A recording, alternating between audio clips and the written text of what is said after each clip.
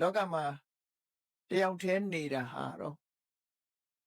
အေးချမ်းမှုအရှိဆုံးလို့ပြောအောင်သို့သောလူတွေဘာလို့တယောက်တည်းမနေနိုင်ကြသလဲဆိုရင်စွန့်ရင်တော့ကရှိလို့တယောက်တည်းမနေနိုင်အမျိုးတွေးတယ်တယောက်တည်းနေရင်နေမကောင်းရင်ဘယ်လိုလုပ်မလဲဆိုအတွေးပဲဒါကြောင့်တယောက်တည်းမနေနိုင်ကြဘူးနှစ်ယောက်နေတော့ရောလို့ဆိုနှစ်ယောက်နေတော့လည်းမတည့်ပြန်ခက်တာ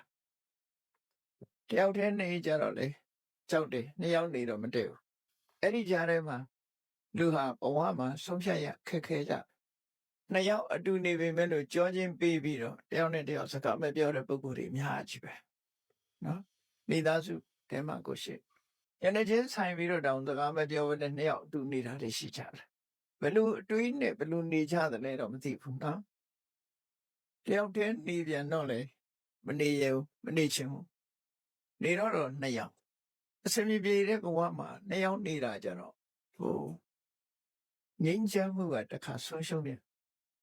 တယောက်တည်းဆိုတော့စကားများစရာတော့မရှိဘူးနှစ်ယောက်ဆိုရင်တစ်ခါမဟုတ်တစ်ခါစကားများကြရှမ်းဖြစ်ကြ